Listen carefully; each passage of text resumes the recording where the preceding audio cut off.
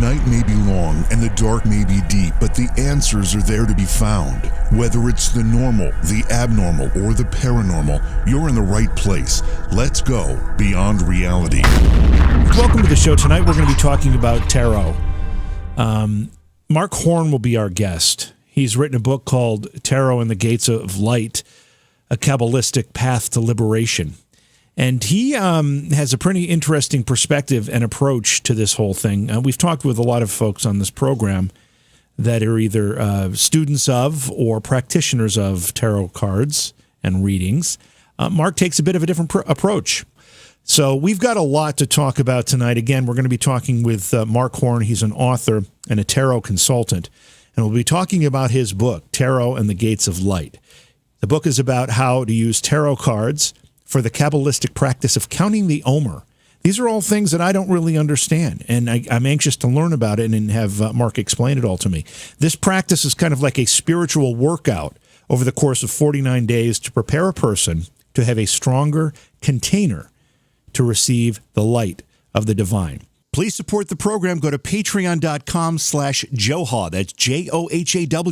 Tonight we're going to be talking with Mark Horn. Mark is an author and a tarot consultant. He's the author of a book called Tarot and the Gates of Light, A Kabbalistic Path to Liberation. He's studied Kabbalah with academic, religious, and practical teachers of Kabbalah and organizations ranging from the highly respected to the highly unorthodox. And I won't even begin to try to pronounce some of these names, Mark. You're going to have to do it for me. Welcome to the show. Thank you. Thank you so much. Yeah, it's great to have you here. Let's get a sense of how all this started for you. I'm not sure where the best place to start is. Is the tarot the best place to start, or is the academic stuff? I don't know which came first. Well, I would say the tarot came first, actually. I was 16 years old, in fact. And, I'd really pretty much walked away from organized religion. It was, it just didn't feel like it was a place where I belonged. But there were, this was the 60s, and there were lots of paths available and open to people. I ended up chanting with the Guru Maharajji cultists and, learning with Ram Dass, and eventually ended up studying Vipassana with the Buddhists, and that was wonderful.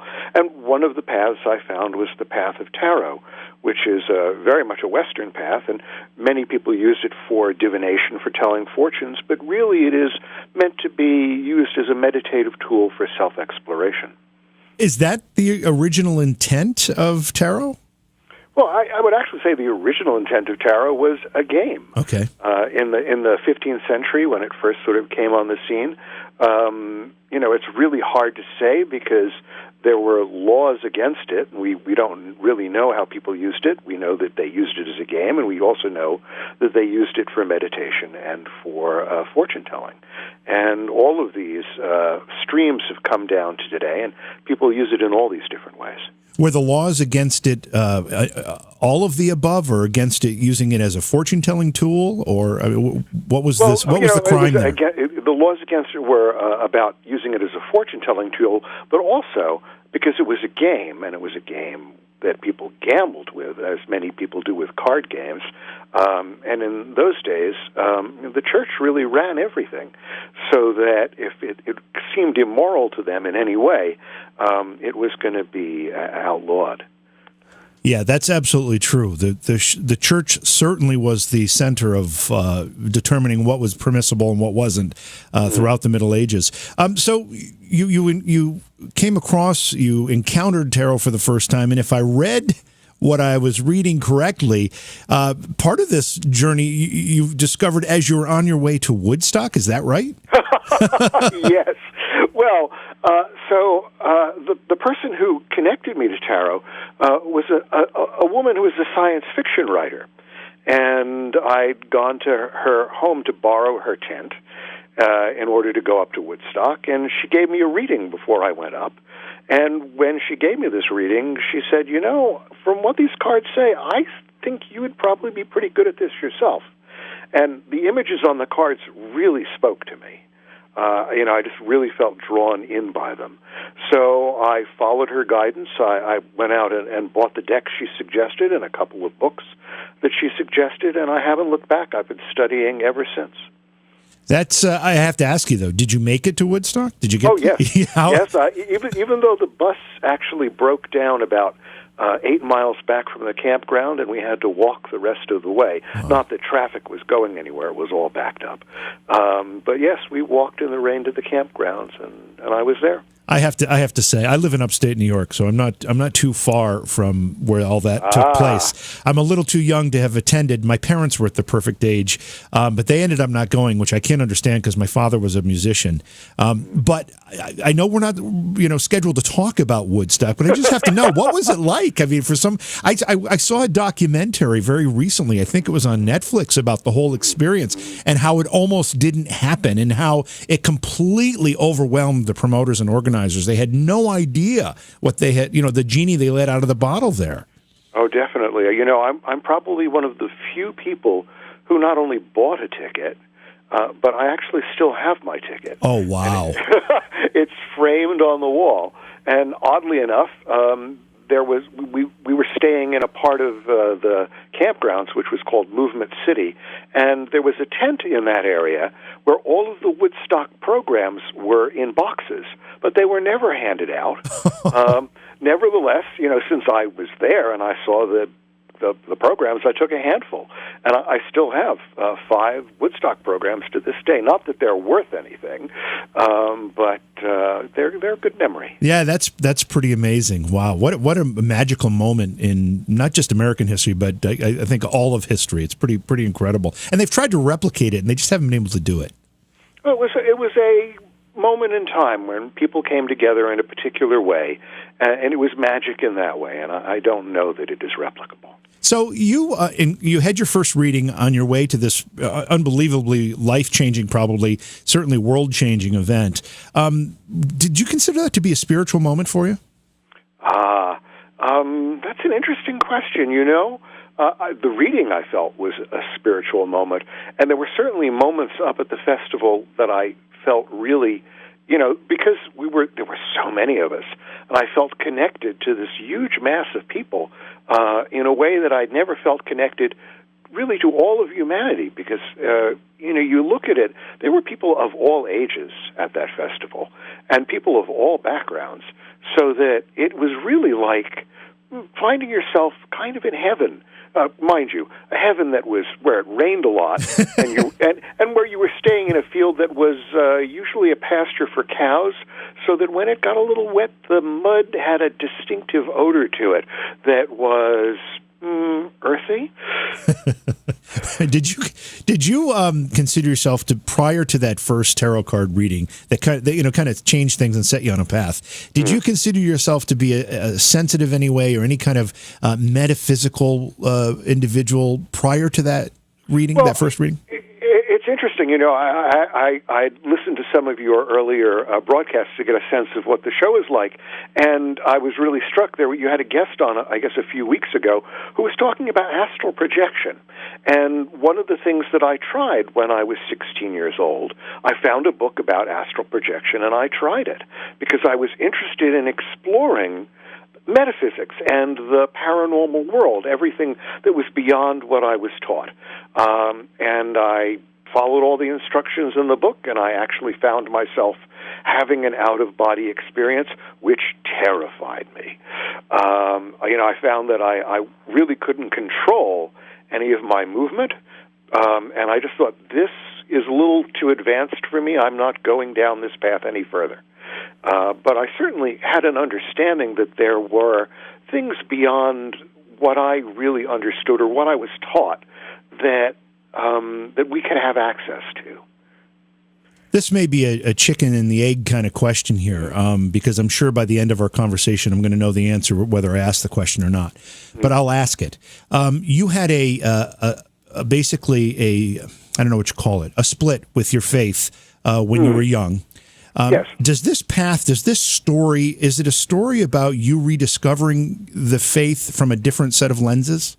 Oh, very much so. I mean, I'd walked away from Judaism really the day after my bar mitzvah, because even at the tender age of 13, I knew I was gay. And back in the 60s, really no organized religion was going to look very kindly on that. Right. And so I said, a choice between what I felt was a spiritual longing for love inside and what the tradition was telling me, I went with what my heart said.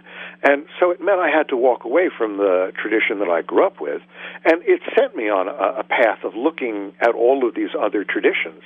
And really, I came back in my 40s after going down all of these many paths, including the path of Buddhism and the path of Kabbalah and the path of Tarot.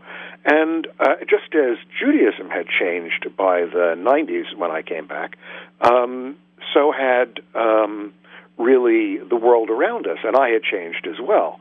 So that I found a new home in this tradition, that I was able to sort of bring all of the mysticism that I'd learned outside. And in fact, what I learned from Kabbalah, which really wasn't taught when I was a kid, and, Judaism really kind of held Kabbalah at arm's length for many years because it was considered too woo-woo for a lot of people.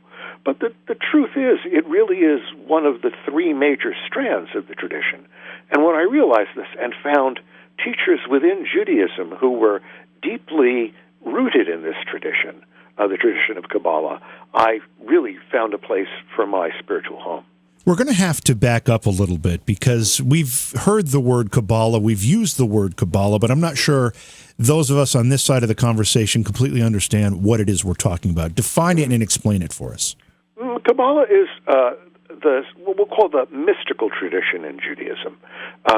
It really is a kind of, it has been a secret tradition for many centuries, and only in the last 200 years has it really started to come out into the public at large. And really only in the last 20 years have some of the major texts been translated so that people at large could really learn all of this material.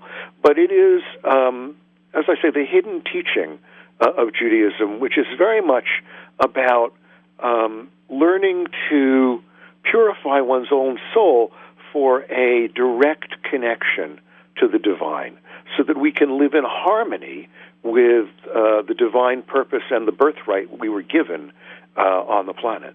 And what are those texts? Are those texts contemporary to biblical texts? Some of them go back about, no more than 2,500 years. And the biblical texts, of course, go back much further than that. But the Kabbalistic texts, you'll see some of them in the late prophets, for example. Ezekiel's vision is a vision of the chariot. And this is part of the Merkava, mysticism and meditation that is taught in Kabbalah. It is a particular, all of the prophets were trained in this particular kind of meditation, which was designed to take them up, to bring them sort of to the top of the mountain so that they could have an experience with the divine face-to-face. Is there a reason, or can you offer an explanation as to why those texts in Kabbalah has remained somewhat hidden, for lack of a better word, for so many years, and within the last couple hundred started to see the light of day? Well, some of the reason is that the teachers of Kabbalah felt that it was too dangerous for some people to try these practices, that these are practices that you can't learn from a book, even though the texts are there. You really need to have a relationship with a teacher who has done this work so that you can be safe, because it can be dangerous. There's a very famous story about four rabbis. It's called The Four Rabbis Who Entered the Garden. And all of these rabbis study this meditation and have an experience of ascent to going through the different levels of the heavens. But the problem is, not all of them are strong enough to hold the energy, so that one of them dies, one of them goes mad, one of them becomes a heretic, and only one of them has, an experience of divine energy and returns in peace. And the rabbis have used this as a kind of a proof text to say, this is not really for everyone, and you really need a firm grounding in a particular kind of practice in order to do this without any kind of danger.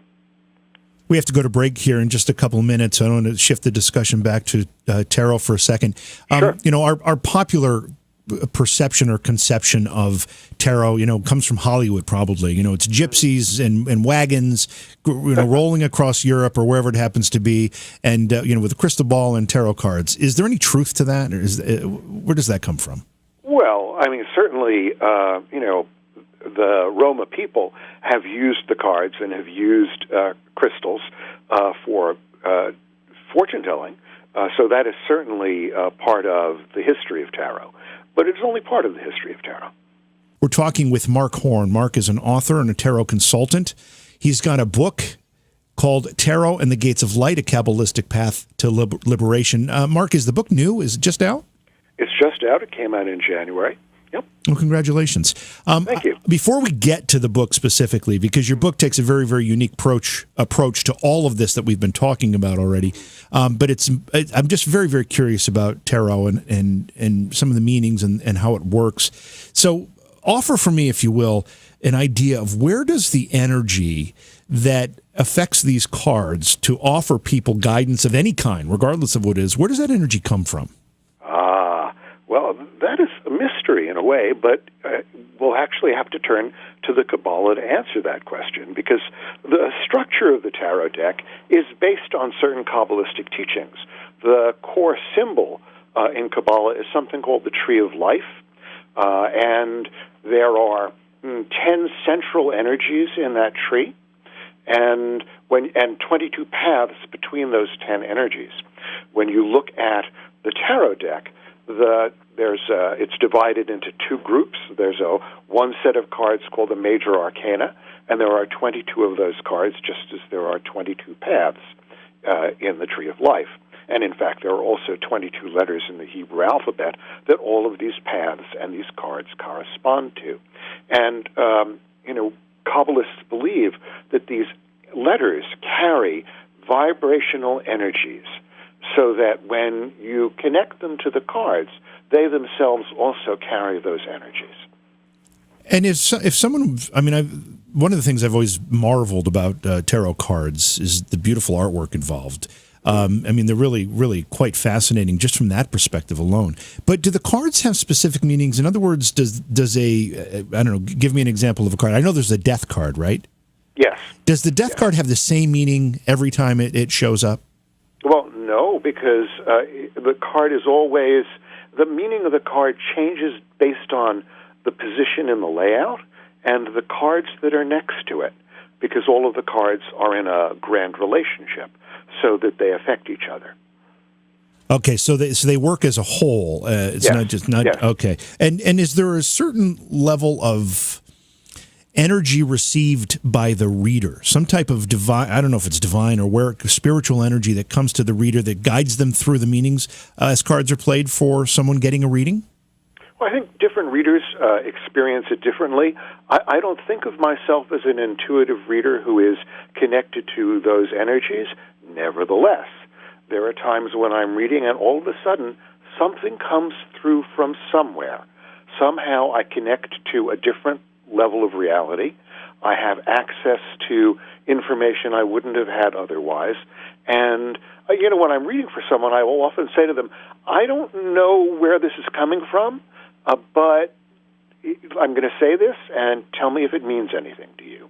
And then I'll say what's coming through, and almost all of the time, it is accurate information.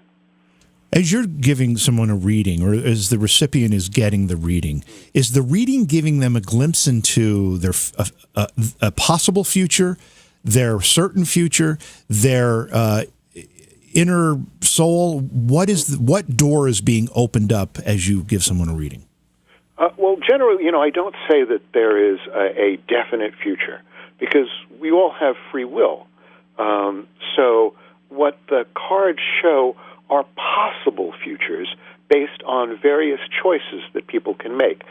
People come with questions, and these questions always, people need to make a decision when they come with a question. So when we lay out the cards, we see what the possible results of different decisions that they might make might be. And so when you look at the cards in this way, it kind of helps people take a step back from the issue that they're in to get a more of a bird's eye view so that they can see the whole lay of the land, see things a little more clearly and dispassionately, so then they can make a decision based on what's in their heart and what they know rather than sort of out of reaction or blind confusion. So the good news, then, in one respect, is if you get a reading that may offer some warnings of some kind, you have an opportunity to take that information and apply it to the decisions you're making as you move forward and maybe avoid those things that you were being warned about. Oh, very definitely. As you give individual readings, do you find that some people... Do people react differently? What is the general reception? I mean, some people go to psychics because they think it's entertainment. Some people go because they truly believe they're getting some kind of spiritual guidance. What kind of people do you see when you give tarot card readings? Well, I see the full range because, I have read at parties where people have sort of come in expecting entertainment. Right. And oftentimes, I treat it because at a party you want to be entertaining. So that's how I treat it. But sometimes, you'll put the cards down and there'll be information there. And I will look at, the person I'm reading for and say, okay, there's some information here, and I want permission from you to be very personal because I see something here that I'd like to say, but it's a little personal. So let me know if that's okay. And only if I am given permission to sort of go into some deeper things will I go there. Because not everybody wants to hear those kinds of things. Let's move toward the book a little bit. There's another, I think, definition we need to get out of the way so we're going to understand exactly what you wrote about here, and that's the Omer, counting the Omer. What does that mean?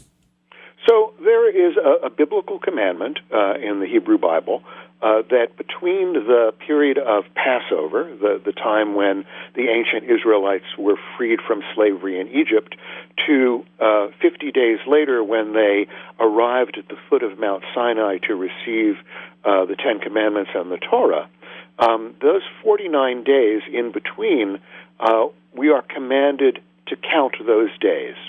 And as we are counting those days, we are also doing very specific meditations based on those 10 energies that I mentioned earlier on the tree, from the tree of life. So that by doing those meditations, we're going from, you think of this as an inner journey from your own inner slavery, or your own sort of moving from a spiritual childhood to spiritual responsibility and adulthood. So over the course of 49 days, it's kind of like you're in a spiritual gym, and you're doing all of these exercises to strengthen your soul so that at the end of those 49 days, you are better prepared to receive a revelation yourself, because part of the Kabbalistic belief about this period is at the end of the 49 days, you are in fact at your own Mount Sinai and ready to receive information from the divine, whatever that might be. And the reason I brought tarot cards into it, oddly enough, is that the tarot deck is structured based, as I said, on the tree of life, so that you can actually see the energies at work in these cards. And sometimes when you're working with these Kabbalistic energies without the cards, they seem a little abstract. But you yourself said when you look at the cards, you have a reaction because there are images of people and all kinds of situations, and they sort of elicit a reaction that helps you go within. And all of these images, in fact, are connected to these energies, so that when you work with the images, you are directly connected to that energy. If I met you on a street corner and you said, I just wrote a book, and I asked you the title, and I said to you, what is that about? How would you describe it? Well, what I'd say, it's a spiritual workbook It's designed to help you go from your everyday life to strengthening your inner spiritual life so that you're better able to hold greater light within yourself, and that you're able to direct the divine light that is within you in all of your relationships. So you learned tarot at a young age. You obviously studied all of this a great deal throughout the course of your life, and you decided to bring it all together in this book. When did that epiphany occur, and what made you decide to actually write it down for everyone to enjoy? Well, I started counting the Omer myself in the 90s when I first learned about the practice, and did it for a few years, and I'd been learning Kabbalah all of that time, and all of a sudden, because I'd been doing tarot all of this time, I thought, it just occurred to me, you can put these things together. You never really, if you're being sort of very traditionally Jewish, you would never bring the tarot in. But of course, I'm hardly traditional. And I realized you could put these things together. So I started practicing with it. And I started to write about it on a blog that I had in the early 2000s called Another Queer Jewish Buddhist, because in that way I sort of cross a lot of boundaries. I consider myself a Buddhist and a Jew. Both of these traditions speak to me. And in that way I'm a boundary crosser, just as I am also gay. So in all of these ways I'm kind of queer. And I figured I would count online. I would each day write about my experience working with the cards. And as I did that, lots of people responded to the blog and asked me how I was doing it and tried it themselves and told me their experience. And I did it for several years online, and I realized, this is actually material for a book. I should actually write it all down because it is good information, and it is affecting people who see it online. They have a really profound experience, just as I was having a profound experience using it myself. So I thought, this is something that I need to share. And I worked on it for a number of years to really make it easy for people who are unfamiliar with these traditions, because there are people who read this book who have no understanding and no knowledge of Kabbalah, and there are people who come to it with no knowledge of tarot cards, and I want people to get the value of the experience. So that I worked very hard to make it something that even if you don't have any of that background, you'll be able to work with this pretty quickly. I know that you have addressed some of these questions already, but I want to kind of ask them point blank and get a more direct answer. So when we talk about tarot and we talk about Kabbalah, how do the two connect? Well, so as I say, there are 10 energies in the Tree of Life. They're called Sephirot. They're sort of analogous to the chakra system, if you're familiar with that, because all of these energies live within us, but they are also throughout all of creation. And when you look at the tarot deck, in each of the 4 suits there are 10 numbered cards. And each of those numeric cards correspond to one of these Sephirot, one of these Tree of Life energies. And then, of course, you have the major arcana, the 22 cards, which correspond to the letters of the Hebrew alphabet, which are the pathways between these energies. And then you have the 4 different suits. And within Kabbalah, there is also the teaching that there are 4 levels of one's soul and 4 different worlds that one can experience. So that each suit represents one of those levels of your soul. Each numeric card represents one of these energies, which connects to a certain part of your own body and a certain energy within the universe itself. And of course, the major arcana cards are the glue that hold it all together.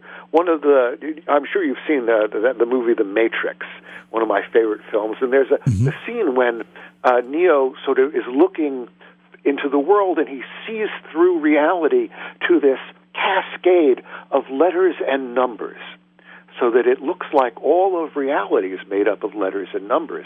And actually, that is what the deepest Kabbalah teaching is, that reality is letters and numbers, sound and vibration. And it is through the direction of the divine, using all of those vibrations, that actually creates the reality we experience.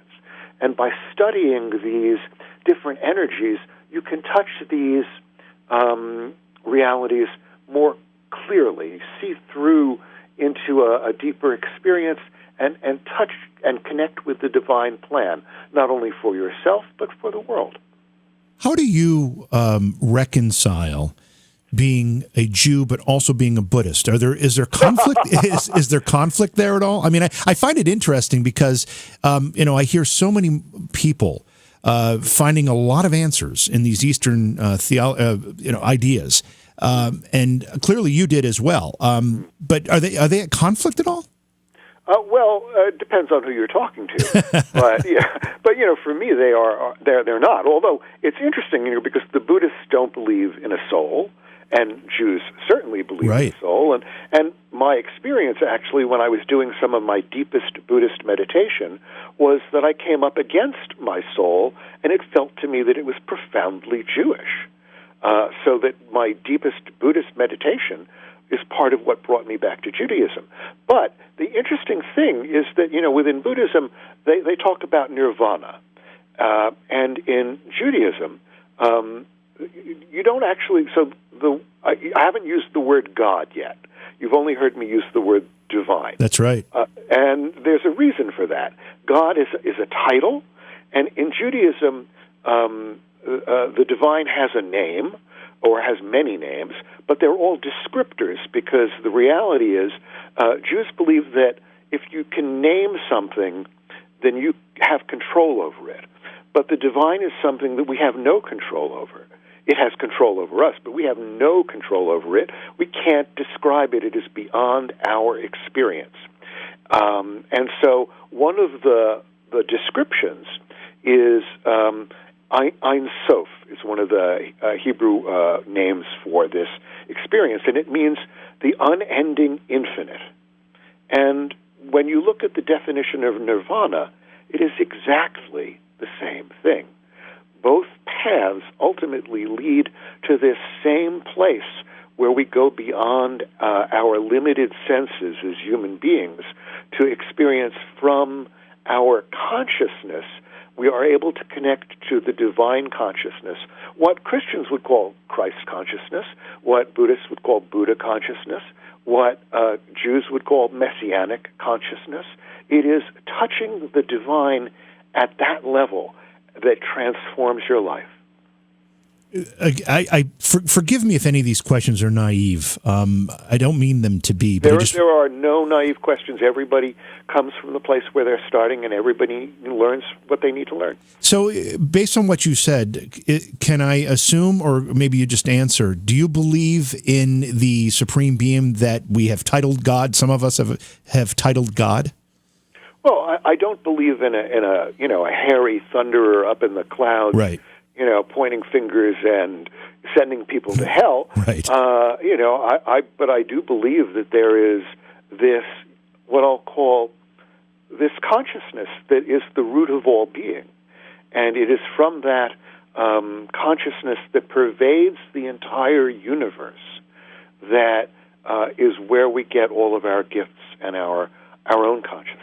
We are all petals on this very large flower. And is that consciousness the same consciousness that might be defined in different ways, like Judaism and Christianity and Buddhism and any of the other myriad of belief systems that might be there? That Islam is another one, obviously, that touches some type of divine consciousness. Are they all referring to the same consciousness? Do you believe? I believe so, ultimately. I mean, everybody, because we're all different people, and we all have our own sensorium, our own senses, we experience these things a little differently based on our culture and the culture that we grew up in. And because we grew up in different cultures, we're limited by those definitions. But when you get past those cultures and those definitions, ultimately, where you end up is this unified consciousness that goes across all of them. Tonight, of course, we're talking with Mark Horn, author and tarot consultant. We're talking about his book, Tarot and the Gates of Light, A Kabbalistic Path to Liberation. Liberation's an important word in the title, Mark. Tell us why. Well, So, as I said, mythologically speaking, the path that this follows is the path of freeing ourselves from the spiritual Egypt inside so that we can go to the 50th day when we're standing at the foot of Mount Sinai and we are free to look at the divine face to face. It is freeing ourselves from all of those things that hold us enslaved and keep us from our birthright of relationship with the divine. So one of the things I meant to ask you earlier when we started talking about Kabbalah to begin with, I've seen it spelled a lot of different ways, with a Q, with a C. Is there any difference in those meanings, or just different ways of spelling it? Well, actually, there is. When you see it, when you see Kabbalah written with a K, generally speaking, it's not always true, but generally speaking, it's referring to the original Jewish tradition as it is passed down through the centuries. In the Middle Ages, as some people began to, outside of Judaism, began to learn something about Kabbalah, there were many Christian mystics who were interested in learning about it, and some of the texts were translated into Latin at that time. And so these Christian Kabbalists began to study this as well, and that tradition is spelled with a C.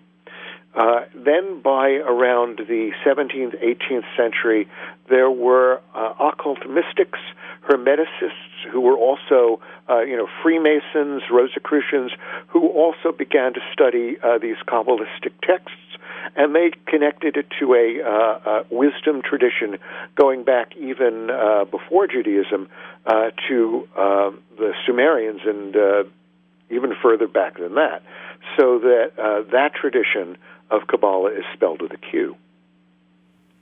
We know what tarot is generally. We've talked about that a lot on this program, but we haven't talked about Kabbalistic tarot. So is there a difference between the two?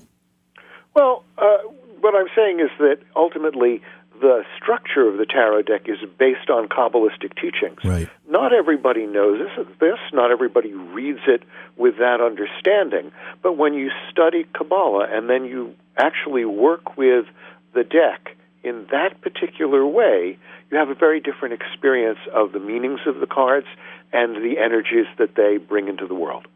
You said that you started this project online. You were experimenting, you were testing, you were trying, and you really were pleased with your results. Mm-hmm. And you decided to put it into book form. I'm assuming you still practice this. I'm assuming that this is something that's an aggregate that continues to improve every time you practice, right? Oh, very much so. I mean, it is a practice that traditionally is done every year from the second night of Passover to the 50th day later, which is called, with the holiday of Pentecost, which is both a Jewish holiday and a Christian holiday. In Judaism, it is the celebration of receiving the law on Mount Sinai, a revelation. And for Christians, it is the revelation of the tongues of fire that descended upon the apostles so that they were able to speak in tongues and pass the revelation of the story of Christ to everyone who had come to Jerusalem, even if they were from other countries. The apostles were able to speak to them in their own language. So both traditions look at it from a point of view, this holiday of revelation. And every year during this period, I do this practice, as people all around the world do this practice. Not everybody does it with tarot cards, but over the last few years, people have started to. And it has been a real a joy for me to see how much deeper people are able to go by doing that. Does I assume I would go with the Jewish community, and I mean the religious community, the rabbis, the educated religious elders, if you will, of the Jewish community. Do they look at what you're doing, and do they find truth in it? Do they have an argument with it? What's their position? Well, saying Judaism is like saying Christianity. There are lots of flavors, right? In Christianity there are Lutherans, there are Pentecostalists, there are Baptists, you name it. In Judaism you have Orthodox, you have Hasidim, you have Renewal, you have Reconstructionists, you have Conservative. So depending upon what, division, what denomination you're talking to, and then who you're talking to in that denomination, you'll find people who will be saying, this is heretical, and you'll be, finding people who will say, this is a thing of beauty. Just last week, I spoke at a synagogue in New York that's in the renewal tradition, and the rabbi there found this to be of great value. And when you look at the book, you'll see that there are endorsements from rabbis. It was very important for me to find rabbis who understood what I was doing and saw the value of it, because I want Jews, I want everybody, but Jews who know this practice to see this not as something that is really heretical, but as something that can actually take them deeper. And I want people of every tradition to see the beauty that this path can bring them, whether you're Jewish or not. It is a 49-day, as I say, spiritual workout. Connect the dots for us between, again, using the tarot to help with the practice of counting the Omer. So each day there are two of these energies in relationship that you are, when you count, each day there are two of these sephirot. And what you do is you take the two cards that correspond to these sephirot, to these energies, and you look at them and you consider what they mean in relationship to that energy. So, as an example, the day 2 energy is called Gevura, and it has a lot of different meanings, but one way of looking at it is structure and organization. It's a way of channeling energy. And the first day is Chesed. It's all about love, but it's love without condition. So like hot lava coming out of a volcano, it rushes over everything in its path, because that's the power of love. And so you need both Chesed and Gevura in relationship so that Gevura can channel that energy in a particular way. So on the day that, for example, you're looking at the Gevura that is in Chesed, because each day you have two of these energies in relationship, you have to ask, okay, so in what ways does my love go out in a way that is unstructured? Am I able to channel my love in a way that is effective in the world, or am I scattered? And reversing that, you can also say, okay, am I so organized and am I so into the structure of it that the love gets lost because I'm so into being nitpicky about organizing things, so that even if I'm doing this organization out of a motivation of love, it gets lost in the details. And so when you look at the cards and the images on the cards, they actually bring up these very questions, and they help you see how those energies are at work in your life. Do you have to be, and I know you actually already answered this, but I think it's important to make it a specific point. Do you have to be Jewish to either A, understand it, B, feel the benefits of doing this, or C, even understanding it from an inflection standpoint? I've done this with people who aren't Jewish, and they certainly get the benefit. You do need to learn some concepts that you might be not familiar with. Right. But I've really worked to make them very easy to understand, and in a way that, even though they're very deep, the truth is, things that are really deep are also very simple. We often overcomplicate things. And even when I explain things sometimes, it's more complicated than when I've written it down. Because, it all tumbles out of my head, it all comes out, the way I've experienced it all of these years. But for each person, they come across these things in an individual way, and the information enters them in just the way that they need it, so that they are able to work with these energies in exactly the way that is helpful for them. The counting the Omer is 49 days, and it traditionally starts the day after Passover. But can this be done anytime, or do you have to just do it that one time a year? If you do it during that one time of year, because you're doing it at the same time that people all over the planet are doing it, you sort of pick up the energy of that morphic field. because all of those people are creating a shared energy field. But you can really do it any time. And I have done it at any time. And in fact, when I did this talk at the synagogue the other week, there was a woman who came who had picked up my book in January when she first got it, and she was now in the fifth week as she was working the steps. And we talked about it, and I realized, yes, I've done it at different times, but to see her actually doing it and getting the same value, even though it was the middle of February, certainly not around any of these holiday times, but she was doing the work and connecting to the energy, and that's what worked. How much of this is actually exploring and discovering and then appreciating the divine within yourself? Oh, that is entirely what it is.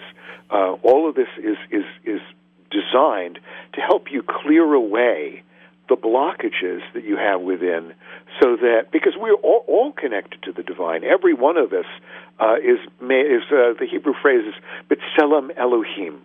We are all made in the image of God, but we're not able always to see that. And this entire practice is designed to help you not only see the God that is within you, but also to help you connect with the God and the divine that is within all humanity. It is a path of love, and a path of love for all humanity and love for yourself, because the divine loves all of us.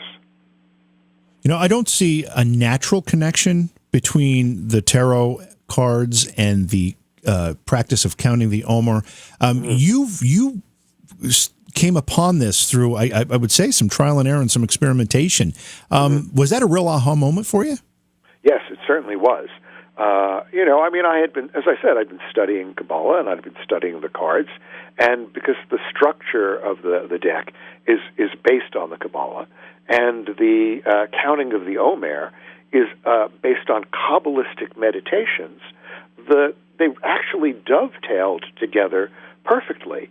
I was really stunned when I saw the connection, and was surprised that no one else had seen it in all of these years, except, of course, there are very few people who are doing this practice, since for many years counting the Omer was done, because it's a Kabbalistic practice, it was done only within mystical Jewish communities, and only, I'd say, in the last 100 years has this practice spread beyond that group.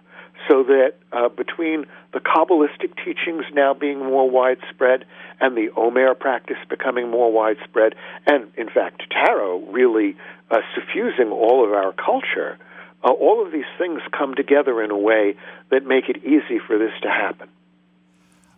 Mark, I think you must be the most polite person I've ever had on the program, because I've been saying Omer this whole time, and apparently it's pronounced Omer. As I listened to you in that last answer, I've been mispronouncing it, and you didn't say a word to me. Well, there's no reason to correct you. I mean, it's not the pronunciation of the word. It really is the meaning that you get from doing the practice. You can say these words any way you want, but really it's the meaning of them that's important. Do you have to have a knowledge of tarot to begin with, or even Judaism or religion as a whole, to actually be able to take your book, use it as a guide, practice what it's telling you to practice, and receive the benefit? Do you need any prerequisites to get into that? Well, I think you need a spiritual curiosity and an open mind and an open heart. But you don't need any background in Judaism, and you certainly don't need any background in Kabbalah or tarot. I give everybody in the book a very basic understanding of these concepts, and then each day as we come up against these energies and the images on the cards, I walk everybody through them. I explain it so that then you're able to look at them and have your own experience. I share my experience as a way of helping the reader open to their own experience, because my experience is not going to be what the reader experiences. Each of us has our own connection to these images and to these energies. But by showing how I do it, it helps other people make those connections themselves. And I've seen other people do it, so I know it works. Mark, you teach tarot, you give private readings, you do consultations, you do a lot of stuff, and all of that is outlined on your website. But is there anything that you like to do the most? Oh, well, I love teaching, actually. Although, it's funny, I gave a reading just last night, and I have to tell you that when I do when I do a Tree of Life reading, which I often refer to as a kind of an MRI of someone's soul, it really helps somebody see through to all of their spiritual strengths and weak spots, the things they need to work on in themselves, and really what their life's mission is, why they're incarnated on the planet at the time. And when I do that kind of reading, I feel so honored that someone has given me the gift of seeing deeply into who they are. It is a gift, and I'm profoundly moved every time it happens. So that I often feel like I have found my own path in life by receiving the gift of other people's lives in my life and being able to reflect back to them what they need to know. One thing I noticed as well in the book is that you chose to reveal a lot of personal struggles. Mm-hmm. What made you choose to do that? Well, so one of the things about doing this work is that in order to open up to the divine within yourself, you need to look past and through all of your own personal struggles. And in order to give people the courage and to show people how it is done, I felt that it would be cowardly if I were not to actually reveal some of my own struggle. That by revealing my own struggle and showing that, in fact, one's struggle with these difficult issues are, in fact, the way to the divine, that other people would be able to face it themselves. They wouldn't feel so alone in their struggle. And I think that's important. You've written about in this book your struggles with spirituality and sexuality. Do these sections have meaning for people who are heterosexual? Oh, very definitely. I mean, I think heterosexual people all the time feel that, and there's this sort of duality in Western culture that sex is bad, sex is evil, and that's part of the joke of the story of the Garden of Eden. Eve eats the apple. All of a sudden, they see they're naked, they're having sex, and they're thrown out. And that's when you look at the Kabbalistic meaning of that story, that's not what the story is about at all. But it's important, I think, for people to look at their relationship to sex and how they feel about it and where they feel dirty, perhaps, or where they feel that something they might do is unacceptable in the face of the divine. And one of the things we need to learn is that really God loves us, and there is no part of us that is unacceptable to the divine. That doesn't mean that we can't transgress or do things that are wrong, but at the same time, we, as I said, we're made in the image of God, and all of our love and the way we express our love is part of that divine gift. One of the things in Judaism is that there is none of this shame about sexuality, and in fact, it is important on Friday night, Kabbalistically speaking, if one is heterosexual, to have marital relations, because it is a unification of the divine energies. Kabbalistically, we believe that the divine, God, is not male and is not female, but transcends both. And the only way that we as human beings can have that experience or to touch that experience is either through the deepest meditation or through sex, but sex that is also connected spiritually, not sex that is acting out. And, it's taken me many years because, I was brought up to feel ashamed of being gay. And, one of the things I really struggled with is learning what the gift of my sexuality is and how that brings me closer to God. We're almost out of time. And I kind of asked this before too, but in all seriousness, when somebody buys your book, reads it, engages in the practices that you outline in it, what do you hope they walk away with? I hope they come away with greater self-love, greater love for all of humanity, and an experience of seeing the divine at work in our lives every day, seeing how creation sparkles around us with the divine energy so that we're never separate from it.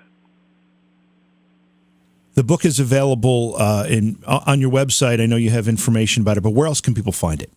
Well, in good bookstores anywhere. And, of course, on my publisher's website, the publisher is Inner Traditions. Of course, you'll find it on Amazon. But I urge you to go out and support an independent bookstore. Mark, thank you so much for your time. I'm getting a lot of thank yous to me coming through the chat room for bringing you on the program. So you made me look really good, and I appreciate that as well. Oh, thank you. And please send me information where I can actually look at the chat room so I can if there are any questions from those folks, I'd be happy to answer them. All right, terrific. And we'll hope to have you back on again, too. Thank you so much. Beyond Reality Paranormal is hosted by J.V. Johnson and produced by Orion Palmer and Slick Eddie Edwards. Like us on Facebook and subscribe to our YouTube channel. Please consider supporting the program either through your podcast platform, click on the link in the description, or on Patreon at Joha Productions. If you'd like to be a guest on Beyond Reality Paranormal or you have a recommendation for a guest, contact our producer, Slick Eddie Edwards. Eddie is spelled with a Y at slickeddieedwards@gmail.com.